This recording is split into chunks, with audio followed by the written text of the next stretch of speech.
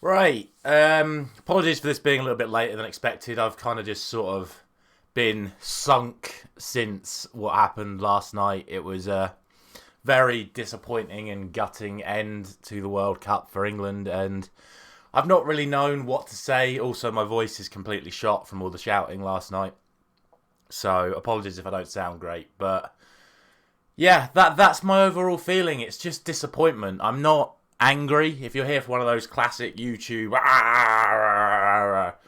this ain't that. This is my honest reaction and my honest feelings to what I saw last night. Because yeah, my overriding feeling is disappointment, and the reason I'm disappointed and not angry is because I'm not surprised. Because it's just what you come to expect. I'm old enough now to have seen this enough times with England, or even with Manchester United, when it comes to major games, when it counts, they let you down.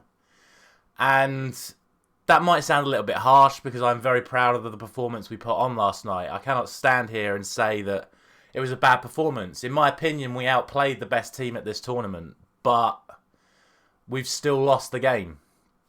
And the last thing I said before I ended yesterday's video was win your individual battles. And in my opinion, the vast majority of the England players yesterday won, or at the bare minimum drew, their individual battles. However, the three most important people on the football team lost their individual battles. The guy whose job it is to put the ball in the net lost. The guy whose job it is to keep the ball out of our own net lost.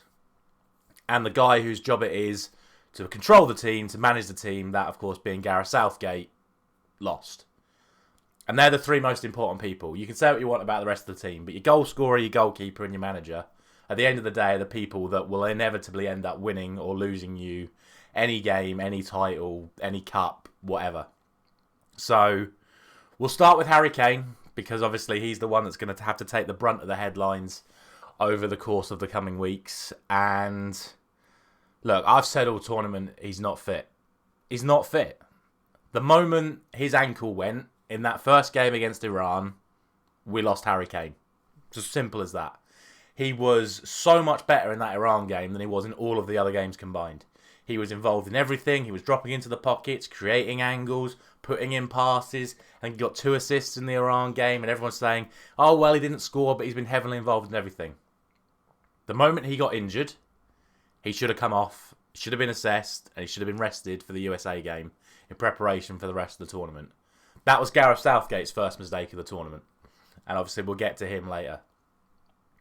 From that point on, Harry Kane played the rest of the tournament, essentially on one leg. I think it was Lee Dixon on co-commentary last night. The amount of times he was saying Harry Kane's just half a yard short. That's enough. That's what it was. He still wanted to be involved in everything. He was still dropping off the front time and time again. But because of his lack of fitness, because of his injury, he wasn't getting to the ball fast enough. Upamecano, Varane, Rabiot, Tchouaméni, whoever it was that was meeting him, he just didn't get there enough times last night. And as a player of his quality, he should be more aware of his own physical situation. I know he wants to be involved, but last night he was outclassed by Olivier Giroud, who is 6 years older than him. Because Olivier Giroud knows, of a person of his sort of pace, how and when to get involved. Knows when to drop into the pockets to help out Mbappe and Dembele. Knows when to stay in the box to create opportunities and get goals. That's why Olivier Giroud scored his goal last night and had the chances that he had. I don't think Maguire and Stones did anything particularly wrong, but Giroud lulls you into that false sense of security, and he knows the right moments to pick his targets and when to strike. And unfortunately, he ended up getting the goal that won France the game. Harry Kane didn't do that last night. All Harry Kane did last night was take 2 penalties, of which he scored the first and he missed the second. And I don't know, maybe it's my slight Manchester United bias, or just because I've seen it so many times before with England, but I was in a house with 5 other people last night. Was it 5 other people? I don't know. I was the only one still sitting down on that second penalty because there was a part of me that didn't believe he'd score. And like I say, I don't know if that's my Manchester United bias. I don't know if that's just sort of like my Tottenham always bottle it bias. But for whatever reason, I didn't believe Harry Kane was going to score that second penalty. Because I've just seen it so many times before. With him and with England and with whatever. But I was on my feet for the Rashford free kick. And again, that might just be my Manchester United bias, or it might just be sheer desperation because I knew that free kick simply had to go in. But there was a part of me that just didn't believe he was going to score that penalty. And obviously he didn't. We're out, and that's our goal scorer and our captain that has failed us at the most critical time for us. So I don't really know where he goes from here. I think the only thing that's on his side is we don't really have a goal scorer of his calibre behind him. Callum Wilson is doing very well. Ivan Toney's probably not going to play for England for a while because of the whole betting thing. Tammy Abraham wasn't picked for whatever reason. He's playing in Italy. Is that a proper test of his abilities? And we've not really got the best youngsters coming through. It's been Eddie Nketiah for the under-21s for the last 4 years. And obviously he's not getting many opportunities at Arsenal. So it's probably going to be Kane going into the next major tournament, which will of course be the Euros, since we were relegated from the Nations League. So that is going to be the first issue. So for me, I just don't know, but I think Kane needs to sort himself out because we can't carry him for another major tournament. We carried Kane through the Euros because he wasn't fully fit, and now we've carried him through this World Cup because he wasn't fully fit. So we need another option, whether that's Rashford up front, whether that's bringing in Tammy Abraham or Callum Wilson on a permanent basis.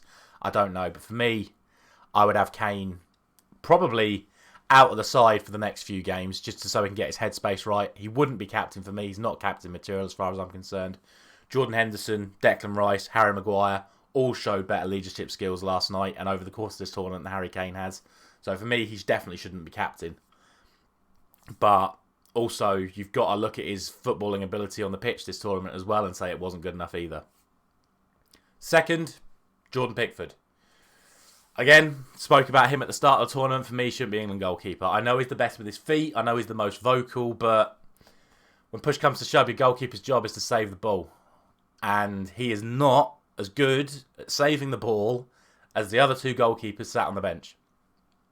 No doubt in my mind, Tchouameni's shot is saved by Nick Pope and Aaron Ramsdale, purely because they're taller than him. But also they're better positioned than him. And it might sound incredibly harsh, but I also think he's at fault for the second goal as well. Not in regards to the fact that, you know, it was a good cross, and you'd argue some keepers may have even come for that cross, but I think it was such a good cross, and Giroud got there, and it deflected off Maguire, and it went in, and I'm not going to blame Pickford for that. I'm going to blame Pickford for the corner before it, because as good as a save as it was from Olivier Giroud's volley, it's straight at him with not a lot of power on it. And I think a world-class goalkeeper would have just caught that. End of. And that ball's gone behind for a corner, and France have scored from that corner. So for me, Jordan Pickford is culpable for both goals. And that might be incredibly harsh. Those of you who follow me on this channel know I have a slight agenda against goalkeepers because I get to watch De Gea every week. So maybe that's a bit harsh. But for me, Pickford should be doing better on both goals. And that's another mistake that the management staff has made in picking him as the goalkeeper. Because everyone says Jordan Pickford never lets us down for England. Well, for me, he's let us down. So that's the second one. And then obviously, of course, we have Gareth Southgate. Before I get to him, I will mention the referee. I know a few of you want to know and talk about the referee. Obviously, I think it's fair to say the referee had a bad game. But I'd be interested to know the French's take on the referee, because I think he let an awful lot of stuff go for both teams. I thought there were a lot of fouls that should have been given either way.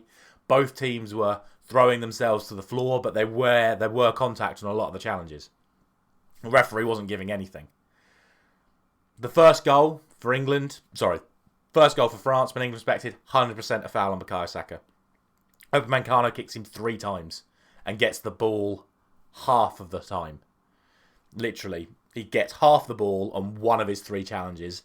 The other 2, he kicks Saka to bits. Should have been a foul. Obviously, Kyle Walker should never have gone as far forward as he did. Blah, blah, blah, blah, blah, goal. Should have been a foul. The first penalty appeal, unfortunately, it's not clear and obvious. Obviously, we all know it should have been a foul, but whether or not that is in the penalty area or not is not clear and obvious. So for me, you cannot give that as a penalty, but obviously it wasn't a foul, so you have to have a go at the referee for that. And then obviously our second penalty, where Teo Hernandez has absolutely flattened Mason Mount. How he's not given it in the first place, I don't know. Obviously he's gone to the monitor and then given it. But then how he can't send Teo Hernandez off is beyond me as well. Because Double Jeopardy states it's not a red card if you're the last man if you make an attempt to play the ball. But Teo Hernandez has made no attempt to play the ball.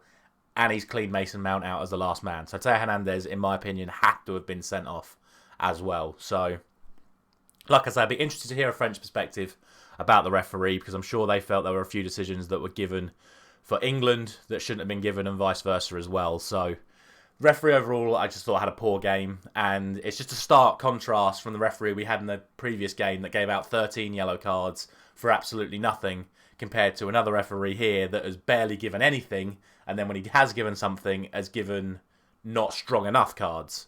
Because again, Griezmann made like 5 or 6 fouls that just didn't get called as yellow cards either. So very bizarre, but that's what happens at a World Cup. You get a Spanish referee one day that referees on UEFA terms. Then you have a Brazilian referee the next day that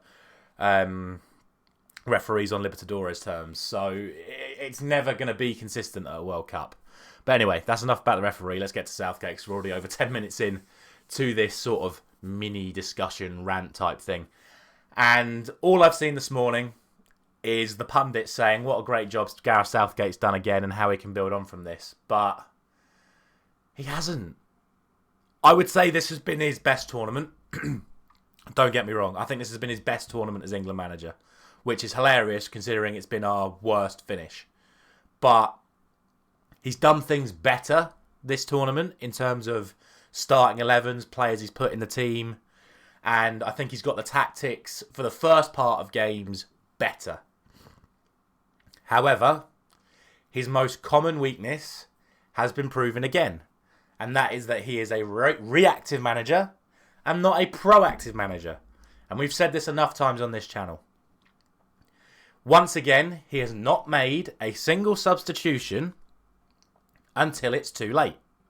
He was going to bring Mason Mount on in the 75th minute, whenever it was. But, and again, why was it Mason Mount, not James Maddison? I feel so sorry for James Maddison, who didn't even get to kick a ball at this World Cup, despite being England's best creative player in the Premier League this season. But he picked Mason Mount again. So that is a horrendous decision in itself. But again, he was only going to bring Mason Mount on when it was 1-1. The moment the French scored, he then brought on Sterling as well. Not Rashford, who had been much better than Sterling in this tournament. And he also took off Bukayo Saka, who was our best player.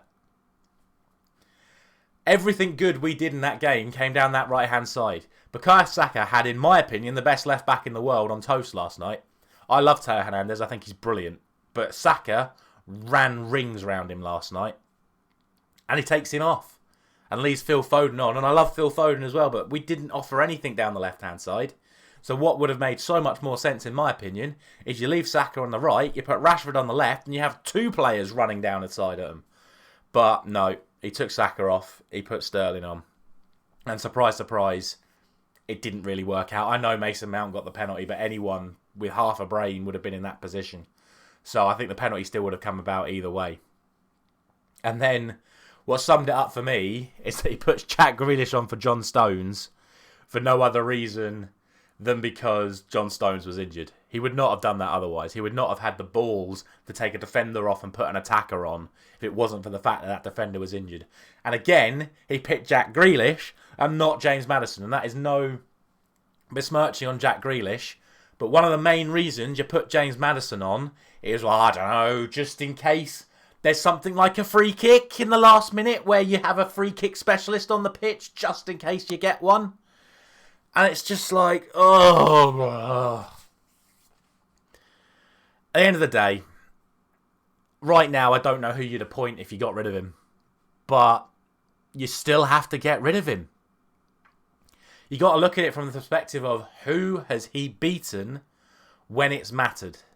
And the only big name team we have beaten under Gareth Southgate is Germany at the Euros last year. But that is the same Germany that have lost in the group stages of the last 2 World Cups either side of that Euros defeat. So is that a big achievement? I don't think so. We have not beaten a big team under Gareth Southgate's management. And I've done, obviously, with the last time with the Southgate out and the Hungary video and the tactical substitutions at times in games and whatever. But he's just not done enough. And unfortunately, he's let us down again last night. We were battering the best team in the world last night. The best international team in the world last night. We were all over him. But players were tiring. Henderson was tiring. Foden wasn't in the game. Kane was completely out of the game. You have the likes of Maddison, Rashford, Callum Wilson. You know, you could have picked Tammy Abraham to offer something different, but you didn't. And it was just the same like-for-like substitutions for the same players again. And unfortunately, it's cost us. And yeah, Harry Kane could have scored that penalty and it could have gone to extra time. And maybe we would have won in extra time if he'd have scored that penalty. But the manager has not given, firstly, the players he brought on enough time to impact the game. But secondly, in my opinion, he's not brought on the right players to help us progress even further on the team we were already destroying. So, for me, he has to go. It's his worst finish at a tournament. So that needs to be taken into consideration as well. But it looks like he will stay on. And like I said, I don't really know who you would bring in right now. But I stand by it. We are not going to achieve anything with this guy in charge. Because when it comes to the big games, he just doesn't do enough. So, as you'd have seen by the title or the thumbnail or whatever, my takeaways from last night for England going into the next tournament, which will be the Euros, because not only are we not playing in the Nations League next summer, we've been relegated from the Nations League, so we have no interest in that tournament for another 4 years. No Nations League. Our next major tournament will be the Euros in 18 months' time. So for me, I would not have Gareth Southgate in charge. I would not have Harry Kane minimum as captain, potentially not even in the team, just to give him time away from the England setup after what happened last night. And I would also have Jordan Pickford out of the team as well for another goalkeeper. Because we need more of a presence in the net, as far as I'm concerned, if we're going to achieve anything. So, those are my thoughts from last night. Those are my thoughts from England for the tournament. Let me know down in the comments what you think about all of that. Apologies, like I say, that this was probably a very long video and my voice is shot and it was a bit later upload than usual. But let me know what you think. Drop a like, of course, if you are agreeing with me. And, of course, subscribe to the channel so you don't miss out on any of the content. Thank you very much for watching. I'll be back for my prediction series once again for the 2 semi-finals, which sadly will not contain an English representation. I'll see you soon.